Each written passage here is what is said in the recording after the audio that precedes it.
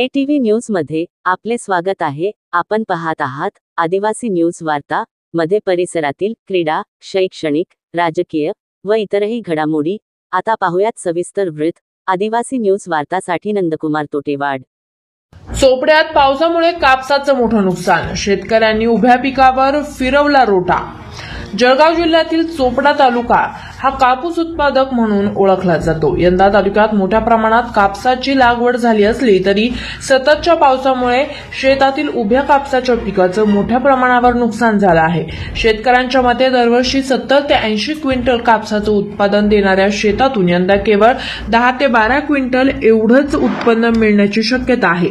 लागवड ते वेचणीपर्यंतचा मोठा खर्च आणि कमी उत्पादन यामुळे शेतकऱ्यांचे आर्थिक गणित कोलमडले आहे। पावसामुळे पिकाची पानं गळून गेली, कापसाच्या बोंडांमध्ये कूज येऊ लागली असून आता उभ्या पिकातून काहीही हाती लागणार नाही अशी परिस्थिती निर्माण झाली आहे। त्यामुळे अनेक शेतकऱ्यांनी उभ्या कापसाच्या पिकावर बैल सोडून रोटा फिरवलाय। रब्बी हंगामातून तरी आता काही उत्पन्न मिळेल अशी शेवटची आशा शेतकरी आता बाळगून आहे। मात्र अतिवृष्टीग्रस्तांना शासनानं जाहीर केलेल्या मदतीत चोपडा तालुका वगळल्यानं त्या भरपाईचाही लाभ त्यांना मिळणार नाही अशी खंत शेतकऱ्यांनी व्यक्त केली। दादा, आपल्या शेतामध्ये जे कापूस उभा आहे आणि त्या उभ्या कापसामध्ये बैल सोडून दिले आणि आता तुम्ही रोटाही मारताय, काय कारण? कारण अति पावसामुळे झालं। पाऊस जास्त झाला, जास्त पावसामुळे नुकसान झालं। कमीत म्हणजे जास्तीत जास्त तुम्हाला 10 क्विंटलचा वरती कापूस नाही 8 एकरामध्ये। खर्च भरपूर लागला त्याचा। 2 डोस टाकले गेले, 4-5 फवारणी झाली, मेहनत मजुरी तर गेलीच। आता शेवटी ही परिस्थिती आली की इकडे गुरंढोरं सोडून रोटो मारावं लागतंय, कारण पुढचं पीक घ्यायचंय।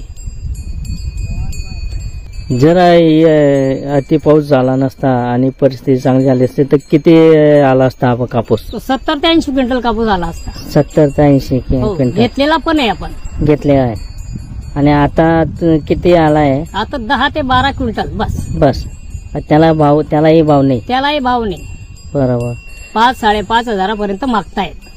आता आपल्या तालुक्यात शेतकऱ्यांचं नुकसान झालेलं आहे, परंतु आपला नुकसानच्या यादीतून आपल्या वगळण्यात आलेलं आहे किंवा नुकसान, तर काय तुमची प्रतिक्रिया? आता प्रतिक्रियाचे नुकसान तर झालेलंच आहे। जिथं नुकसान झालेलं आहे तिथं द्यायला काही हरकत नाही, नाव वगळण्याचे कारणच नाही। कुठं जास्त झाले असेल, कुठं कमी झाले असेल, पण आज माझा शेतात जे आहे ते तर समोरच आहे, म्हणजे नुकसानच आहे। तुमच्यासारखे बरेच शेतकरी आहे की त्यांचं नुकसान झालेलं आहे? हो, बरेचसे आहेत। तरी सुद्धा आपल्या तालुक्यात आपलं गाव तालुका वगळला गेला दुष्काळ निधीतून।